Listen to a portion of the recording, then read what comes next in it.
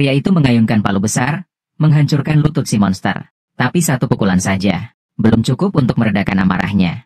Tak peduli seberapa keras monster itu memaki, pria itu tetap diam, tak berkata apa-apa. Ia hanya memutar roda gigi dengan tenang, mengikat leher si monster dan menggantungnya di udara. Sengaja membiarkan kakinya yang pincang hanya bisa menyentuh tanah sedikit. Karena dengan begitu, monster itu akan sulit bernapas. Untuk bisa bernapas, ia harus terus menahan rasa sakit, menggunakan kaki pincangnya untuk menyentuh lantai. Ini membuatnya terus merasakan sakit, berulang-ulang merasakan penderitaan yang menyiksa. Meski jeritan dan rintihan tak henti-hentinya, pria itu seperti orang tuli, tak peduli sama sekali.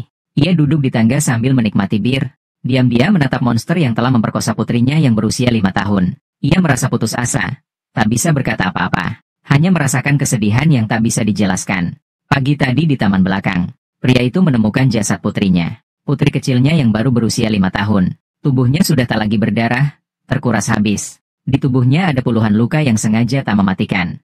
Yang lebih jahat, pelaku juga memperkosa putrinya.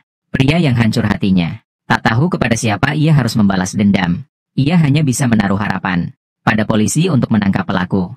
Untungnya, polisi berhasil menangkap monster itu di hari yang sama. Tapi meski sudah ditangkap, monster itu masih berani di depan kamera. Dengan bangga mengejek pria itu.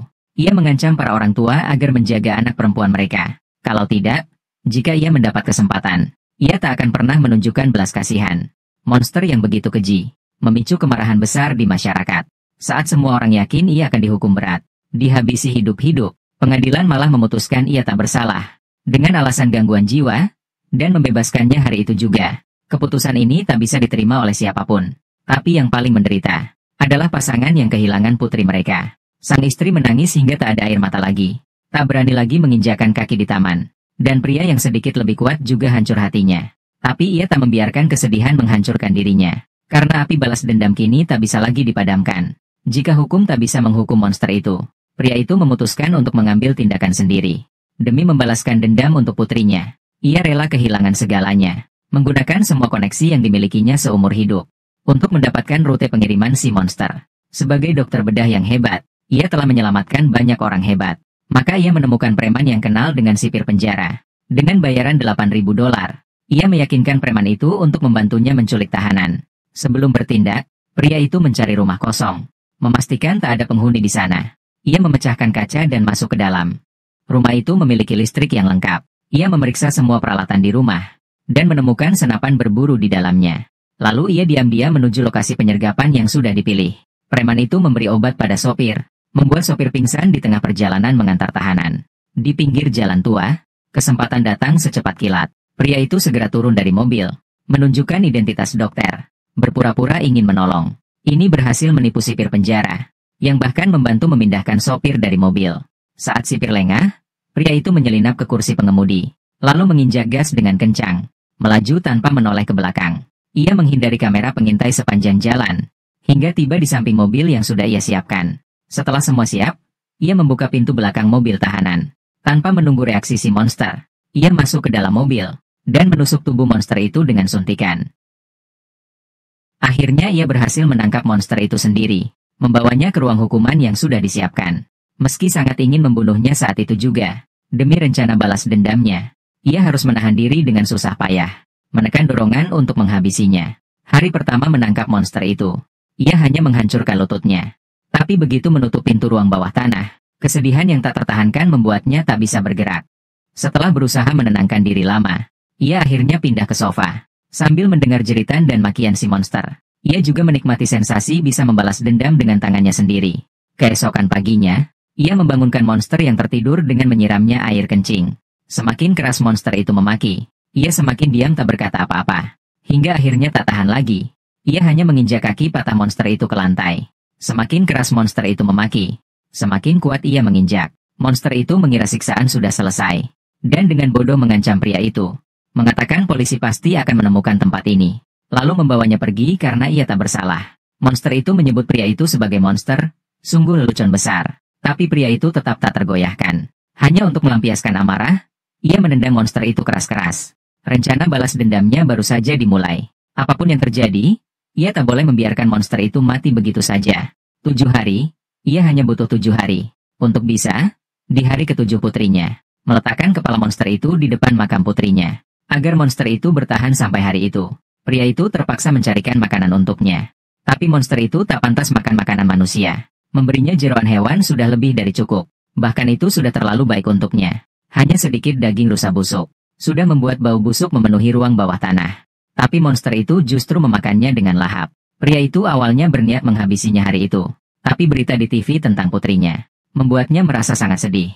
Marah, ia mematikan TV dan kembali ke ruang bawah tanah. Menggantung monster itu lagi.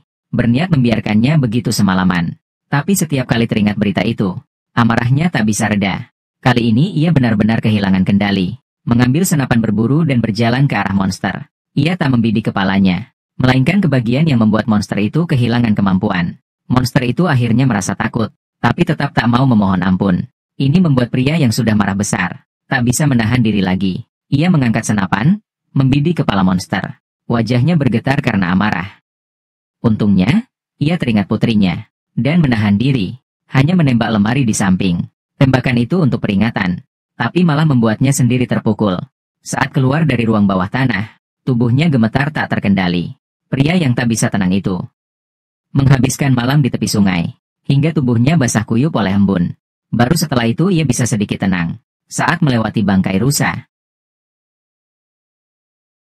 Ia memutuskan tak memberi makan monster itu lagi. Sebagai dokter, ia tahu, 5 hari tanpa makan tak akan membuat monster itu mati kelaparan. Kembali ke ruang bawah tanah, monster itu sedang menjilat piring kosong kemarin. Melihat pria itu datang, ia masih berani memprovokasi. Pria itu hampir meledak karena marah, tapi ia punya cara untuk melampiaskan. Ia tetap diam, dan di depan monster itu, ia meletakkan pisau bedah. Pemandangan ini membuat monster itu ketakutan. Ia akhirnya menyadari tekad pria itu, dan mulai memohon agar pria itu berhenti. Tapi pria itu tak peduli. Ia menggantung monster itu lagi, dan mengambil rantai besi. Saat rantai melilit lengannya, ia merasa penuh kekuatan. Setiap ayunan rantai menyisakan darah di lantai. Tapi baru beberapa kali memukul, monster itu sudah tak sadarkan diri. Pria itu tak peduli. Ia terus memukuli tanpa henti. Hingga karena terlalu keras, ia hampir jatuh. Saat itulah ia tersadar. Melihat darah monster itu di lantai, ia panik. Masih ada 5 hari lagi untuk menyelesaikan rencana balas dendamnya. Tahu monster itu tak boleh mati sekarang. Ia buru-buru memeriksanya. Melihat monster itu hampir mati, ia terpaksa menggunakan adrenalin untuk menyelamatkannya. Untungnya, monster itu masih hidup. Tapi begitu sadar, ia langsung memaki pria itu lagi. Pria itu hanya ingin ia tetap hidup. Maka ia mengambil daging busuk lagi, memberikannya pada monster itu, dan menatapnya dengan penuh kebencian. 3 hari berlalu, pria itu menderita. Hidupnya seperti di neraka. Tak ada tempat untuk melampiaskan. Di ambang kehancuran, ia tiba-tiba mendapat ide. Cara sempurna untuk membuat monster itu menderita. Kembali ke ruang bawah tanah. Monster itu baru saja sadar. Pria itu mengambil pisau bedah lagi, dan menunjukkan sebotol obat. Obat itu bisa mematikan sarafnya, tapi juga menggandakan rasa sakit di tubuhnya. Monster itu berteriak memanggil ibunya, memohon ampun. Tapi pria itu pura-pura tak mendengar. Setelah menyuntiknya,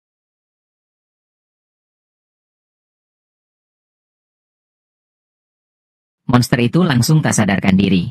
Pria itu tak terburu-buru. Ia memasukkan selang ke mulut monster itu, menunjukkan pisau bedah, lalu memperlihatkan foto putrinya. Ia mengeluarkan ginjal monster itu, menunjukkannya di depan wajahnya. Setelah menjahit lukanya, ia memasak ginjal itu menjadi sup, lalu menyajikannya di depan monster itu. Dengan tenang melihatnya menghabiskan semuanya. Keesokan paginya, monster itu kembali bertenaga. Meski tak tahu apa yang dimakannya, ia tak hanya kuat, tapi juga kembali memaki pria itu. Bahkan dengan keji menceritakan detail saat memperkosa putrinya. Pria yang awalnya tak ingin membunuhnya, tak bisa menahan amarahnya lagi.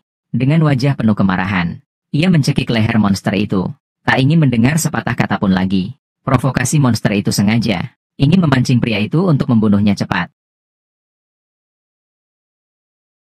Tapi pria itu sadar, masih ada 1 hari lagi. Saat monster itu menyebut penyesalan terakhir putrinya, pria itu hampir gila.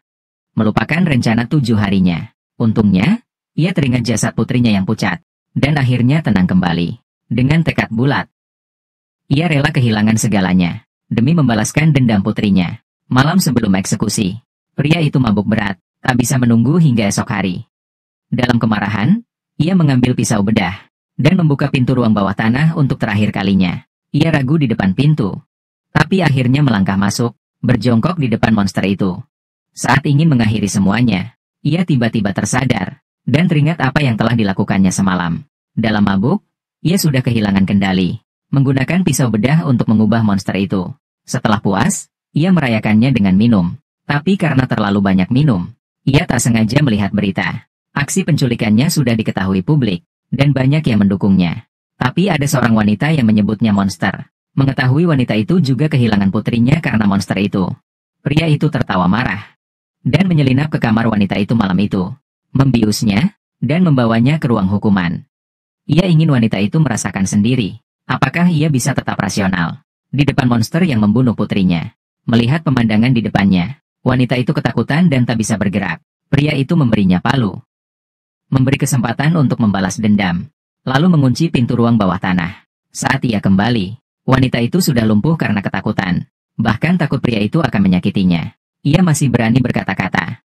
Tapi pria itu kesal, dan memukuli wanita itu hingga pingsan, lalu membuangnya ke jalan malam itu juga. Ia tak bisa membiarkan wanita itu menggagalkan rencana balas dendamnya. Melihat senapan berburu di lantai, ia ingin menangis tapi tak bisa. Ingin melampiaskan tapi tak berani. Karena waktunya belum tiba. Ia hanya bisa menghancurkan benda-benda tak berguna untuk melampiaskan emosinya. Sebagai seseorang yang belum menjadi ayah, saya tak bisa menggambarkan perasaan pria ini dengan kata-kata. Orang biasa pasti sudah menghabisi monster itu.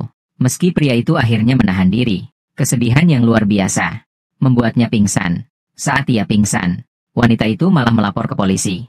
Pagi hari ketujuh, pria itu akhirnya sadar. Sekilas ia melihat putrinya berdiri di depan kamar mandi seperti biasa, memintanya membantu mandi.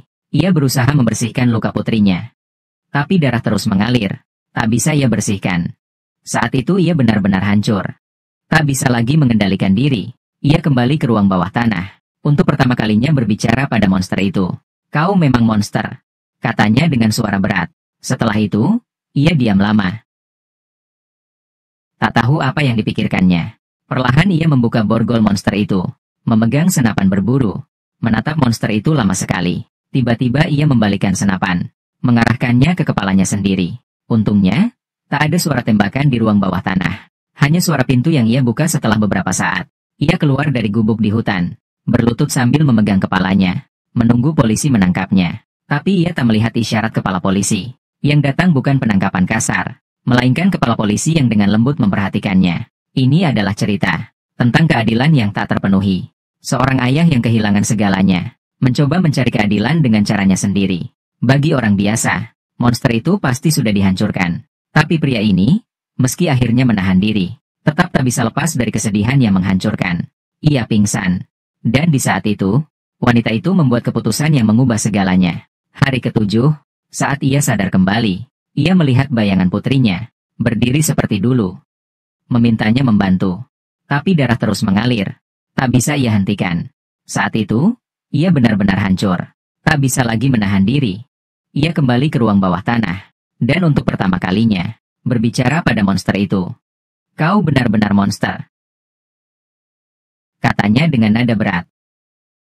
Setelah itu, ia diam lama. Tak tahu apa yang ada di pikirannya. Lalu ia membuka borgol monster itu, memegang senapan berburu, menatap monster itu dengan penuh makna. Tiba-tiba ia membalikan senapan, mengarahkannya ke kepalanya sendiri. Untungnya, tak ada suara tembakan. Hanya suara pintu yang ia buka. Saat ia keluar dari ruang bawah tanah, ia berjalan keluar dari gubuk, berlutut di tanah, menunggu polisi datang. Tapi yang datang bukan penangkapan kasar, melainkan kepala polisi yang menunjukkan perhatian. Ini adalah akhir dari cerita tentang seorang ayah yang mencari keadilan. Sebuah kisah yang menyayat hati. Tentang kehilangan dan keputusasaan.